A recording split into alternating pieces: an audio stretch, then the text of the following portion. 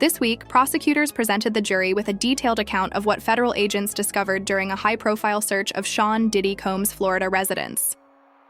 The March 2024 raid, broadcast live on television, marked a major turning point in the case. Agents searched both his Miami Beach home and a property in Los Angeles, revealing for the first time that Diddy was under investigation for serious criminal offenses. On the 8th day of the trial, prosecutors walked the jury through the Miami search in an effort to show his involvement in illegal activities. Got 40 bottles of baby oil and Astroglide all together, and mind you, this is only out of one house, and they got a total of 1,000 bottles from all of the houses. This box right here is the box that Diddy would keep his green stuff in. This is not the wooden box that you heard the Homeland Security agent talk about. That box is actually right here, and this is what contained a numerous amount of different illegal substances. The fact that Diddy had liquid MDMA and liquid METH is crazy. This is how you know this man does not care. He literally had some of this stuff just laying out in the open right next to a $100 bill. Substances on different things. This is the Gucci bag that had a whole bunch of more substances in it that Diddy is trying to say is somebody else's. He had the Homeland Security agent look at a photo that was not shown to the public or other people that were in the courtroom, only to the jury. And he's basically doing this trying to say that somebody else was obviously in a photo with this Gucci bag. This right here is Golden Teachers, and it is a pill form of mushrooms. Diddy had so many weapons with the serial numbers shaved off of them that it was crazy. Like, he had these ones wrapped in a towel. These parts were found in his closet. This one was in a suitcase. Diddy's argument to the Homeland Security agent was really, don't you have weapons in your home? Well, duh, he's an agent, but I'm sure he doesn't have weapons that have shaved serial numbers. He had a whole bunch of 7-inch high heels, and I'm sorry, I'm confused. What girls are coming over to your house without shoes on? Also, things like toys and rope, that Vital Honey that helps you stay performing. Here's another drawer that was filled with outfits and toys. These are the boots sitting next to Diddy's shoes, where he would have 3 cell phones hidden inside these boots. And I'm confused, like, why are you hiding cell phones in boots? I don't know if this is like a blackmail thing, if this is where he kept these freak off videos, or really what is going on. Last but not least, this is a picture of Diddy's bathroom where he has messages wrote on his mirror with lipstick. And I'm not gonna lie, it's kind of creepy because these messages don't make sense. I want to know, is Diddy writing this to himself on his mirror in his bathroom? In Margaret, it says, what do you want? And then it says, love you, love Diddy. And then it says, you're a legend. I can't tell what this says, but then it says team. While items like baby oil and high heels are not illegal, prosecutors argued that they were used in lavish parties involving women and male performers. Cassandra Ventura, publicly known as Cassie, testified that she attended many of these events. She said Diddy had specific rules about her appearance, including applying oil to maintain a certain look. Prosecutors also alleged that the baby oil was sometimes mixed with unknown substances, raising serious concerns. Not baby oil, it's GHB. Who has 1,000 bottles of baby oil? If baby oil was such a big part of all these parties and all the things that Diddy did to his victims, some celebrities would have made a joke about it here and there. We would have heard about it. Especially Chrissy Teigen couldn't be paid to shut her mouth. That bitch would have cracked a joke about it, for sure. I just watched this man's TikTok about how it's not a baby oil, it has to be laced with drugs. So as I'm reading the comments, someone said that's why Jaguar Wright said in one of her interviews at the end, she said blink twice. Blink Twice was a movie with Channing Tatum. He would spray perfume onto women who would make them forget everything. So then somebody else in the comments said, yeah, and GHB is slippery. So I look up, what is it called on the street? Look at the last one, liquid ecstasy. Side effects that include seizures and comas. It was taken off the shelves or something in like the 60s. What is GHB used for in bodybuilding? Performance enhancement additive. What are the positive side effects of GHB? Feelings of euphoria. What is GHB for parents? Usually available as a clear liquid. It's not baby oil. It just makes sense because why would the feds confiscate oil? And how do you get so many people to comply besides money?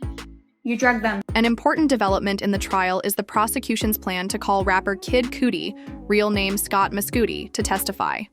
They claim Diddy became angry and confrontational after learning that Cassie was dating Cudi. Although Cudi's participation hasn't been confirmed, he may appear as early as Thursday and could offer key testimony. There are actually 2 charges that fall under the RICO charge that Diddy might be found guilty of just based on Kid Cudi. Government alleged in the early morning hours of December 22nd, 2011, the defendant and a co-conspirator kidnapped an individual at Pow Pow Point to facilitate a break-in and entering into the residence of another person called Individual 1. Multiple witnesses would testify at trial to the events surrounding the kidnapping and the break-in. They are also corroborated by police reports and other records. Approximately 2 weeks later, the defendant's co-conspirators set fire to Individual 1's vehicle by slicing open the car's convertible top. Police and fire department reports extensively document the arson and conclude that the fire was intentionally set. Now, under Diddy's big RICO charge, some of the allegations that fall underneath of it are arson and kidnapping. And just to remind you, to be found guilty of the RICO charge, you only have to prove 2 allegations in total. There are a lot more than 2 that fall under Diddy's RICO charge. And this is a big thing that I've seen people so confused about. Where is the RICO? Every single testimony you hear where they bring up security, assistance, and more, that is your RICO. They are alleging that Diddy used co-conspirators in a lot of different illegal activities, which would make it a criminal enterprise, hence RICO charges. Just like with this stuff with Kid Cudi, where they say Diddy and his co-conspirators, or just the co-conspirators themselves. Now, another crazy thing that I found out, they also plan to use a 911 call that somebody placed when Kid Cudi's home was robbed. And we know his home was robbed on December 22nd of 2011. And we know how Cassie Ventura's mother testified today, and she was talking about how she sent Diddy $20,000 because Cassie sent her an email saying that Diddy was threatening her and Kid Cudi. Cassie Ventura sent this email to her mom one day after Kid Cudi's house was broken into on December 23rd of 2011. And she said, "Threats have been made towards me by Sean Puffy Combs that he is going to release 2 tapes of me. One on Christmas Day, maybe, or right after, or another one sometime soon after that. He also said that he will be having someone hurt me and Kid Cudi physically. He made a point that it wouldn't be by his hands. He actually said he'd be out of the country when it happens, hence by a co-conspirator." We know 2 weeks after this incident is when Kid Cudi's car would get... After 4 days of emotional testimony from Cassie, during which she described traumatic experiences and wild parties, prosecutors began calling more witnesses to support her claims. Cassie's mother testified she saw bruises and swelling on her daughter following incidents involving Diddy. 2 men also testified that they were paid to participate in events with Cassie, while Diddy watched and directed the activities, calling them coordinated arrangements. Cassie Ventura's mom, which the defense didn't want to hear from. And a lot of people thought, I wonder why she's testifying. Would it be gratuitous in some way? Would she move the needle in either direction? But she talked about being scared for her daughter's safety and this $20,000 loan. What happened? So let me get to that in a second, but first I want to read you an email that was shown to the jury as an exhibit in court. This is an email that Cassie sent to her mother and Capricorn Clark, who was one of Diddy's employees. Under an alias, right? Under an alias. And yes, here's what she wrote. "The threats that have been made towards me by Sean Puffy Combs are that he is going to release 2 explicit sex tapes of me. One on Christmas Day, maybe before or right after, and another sometime soon after that. He also said that he will be having someone hurt me and Scott Mescudi, you said, Kid Cudi, physically. He made a point that it wouldn't be by his hands. He actually said he'd be out of the country when it happened." So Cassie's mom testifies on the stand. When she read this email, she was physically ill. And of course she would be. This is her daughter. She's scared for her life. So then she said that Diddy demanded that she pay $20,000, as you said, because he was upset that Cassie was with another man. That would be Kid Cudi. And he said, I spent $20,000 on your daughter, so you better pay it back. Now you have Diddy, who at one point was a billionaire, but at this point at least is worth hundreds of millions of dollars, and is allowing the mother of his girlfriend to take out a home equity loan to wire the money. He accepted that money, but then he sent it back. Now I want to bring up one more exhibit. There are photos of Cassie with bruises on her body that were shown to the jury, and Cassie's mom said she's the one who took those photos of her daughter when she visited home for Christmas. It's pretty unbelievable to think about the dynamic of Sean Diddy Combs asking someone for $20,000. The intimation, of course, that he returned it later on once Diddy and Cassie were back together. The complex relationship between Diddy, Cassie, and Kid Cudi has become a major focus of the trial. Cassie testified that during one of the so-called freak-off events, Diddy discovered messages between her and Cudi. She said he confronted her aggressively while holding a wine opener and threatened to release private videos and harm both her and Cudi. She also claimed Diddy threatened to damage Cudi's car while they were abroad, telling his associates to witness it. Public interest in the case has surged, with courtrooms at full capacity and overflow rooms in use. The atmosphere has become intense compared to a high-stakes basketball game.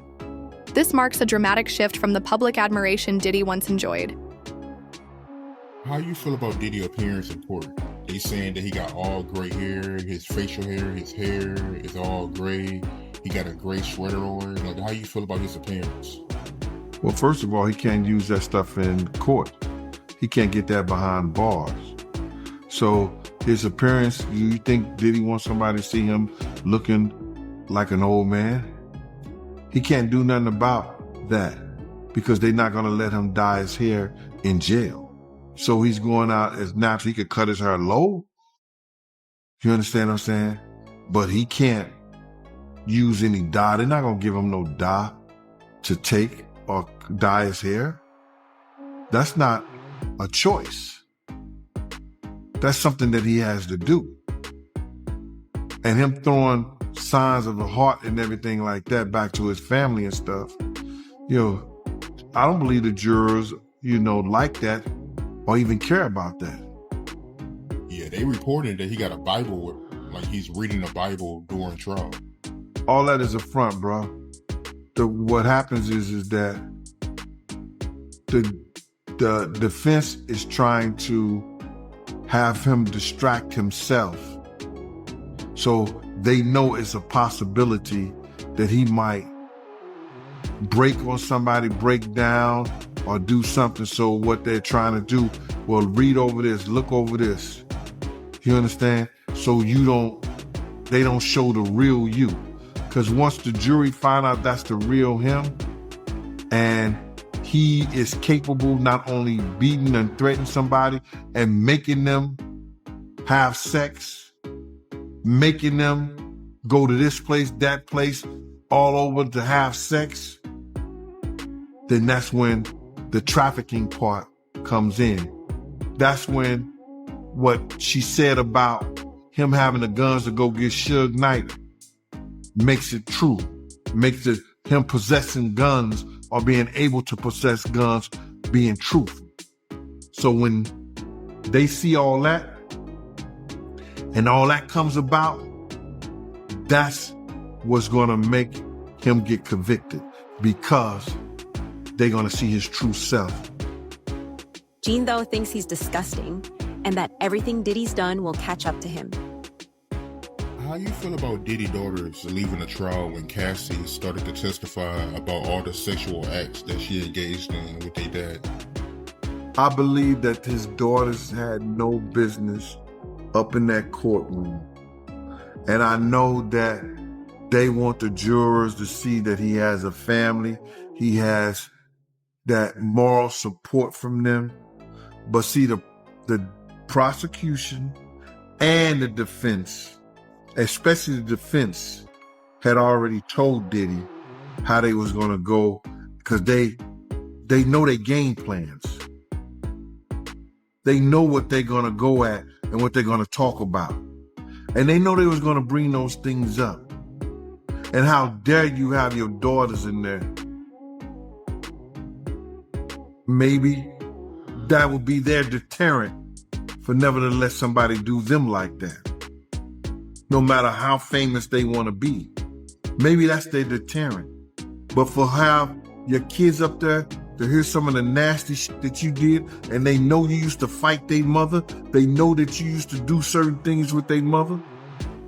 That was one of the craziest moves I ever seen. Very selfish. Very selfish. I don't want my daughters to hear me, how they talk about this girl, talking about how I beat her, how I did this, pee in her mouth, all this. Nah. I heard it was so disgusting that one time they had to walk out. Despite being in custody, Diddy remains actively engaged in court, taking notes, passing them to his attorneys, and staying focused. This week, 2 women delivered impactful testimony. One of them, Dawn Richard, a former member of Danity Kane, a girl group Diddy helped create, said she saw him act aggressively toward Cassie multiple times. She described one incident where he held a hot skillet during a heated argument. Afterward, she claimed he issued a chilling warning. Where I'm from, people go missing. Attacked by Sean and kicked. Did you see more violence by him against Cassie? Often. The government then shows Dawn Richard a picture of Diddy Dirty Money. When were you a member of this group? 2009 to 2011. The incident in 2009 when Sean Combs beat Cassie. Where was it? In Sean Combs' LA home. We were recording. What did he do? He was saying, "Where the F is my food?" He grabbed a black skillet with eggs and tried to hit her over the head. Cassie dropped to the ground. What did she do? She was in a fetal position. Then what? Sean Combs was kicking her in the head and the body and then dragged her up to the first floor. Glass was breaking and yelling. I was scared for her and for me too. Did you intervene? No. Did you call the police? No. The next day, what happened? He said it had been passionate and she was okay, and that it would be better if we didn't talk, that people could end up missing. How did you understand that? Death. Diddy's team then yells, objection. Then the judge calls a sidebar and ends her testimony for the day. But Dawn Richard will be back on Monday to give the rest of her full testimony against Diddy. Right before they brought Dawn Richard in, they actually had a Homeland Security agent testify against Diddy about when they came and arrested him to take him to jail. So let's go ahead and get into that. The government asked, when Sean Combs was arrested, where did you go? The Park Hyatt Hotel, room 2115, where he was staying. They show a picture to the jury of his hotel suite. And what did you do? We assigned a letter to each room and began to search. What was your role? I took photographs of items and then signed them on the 6051 form. What was found in the closet? They then show a picture to the jury, and it was plastic bags full of Johnson & Johnson baby oil and Astroglide bottles. And you're telling me Diddy is still doing this, knowing that they have already raided his house, knowing that they are about to blow down on him? What was found in the bathroom? Several bottles of baby oil, and they show that picture to the jury. Now the bedroom. What was found in the Louis Vuitton bag? Medication in the name of Frank Black. That is the name that Cassie Ventura said Diddy used as... Dawn Richard also testified about another disturbing incident at a celebrity dinner attended by stars like Usher. She said Diddy struck Cassie in the stomach in front of guests, including security, record label staff, and executives, none of whom intervened. On the ride home, Cassie addressed the incident, but the car remained silent. Richard's testimony left a strong impression on the courtroom. Bags of pink powder found in the medicine bottles. And then they showed a picture to the jury of it being found and tested by Customs and Border Patrol. Reading from the slip where they tested it from, the pink powder was found to be K and MDMA in the bottle. And then they actually passed around the physical evidence to the jury. What was found in the black mini backpack? $9,000. Please take the cash out of the bag, and then the Homeland Security agent fans out the bills. Then the government says no further questions, and then Diddy's team starts a cross-examination. And they say, In the hotel room, did you see any bags and clothing indicating that a woman was staying there with him?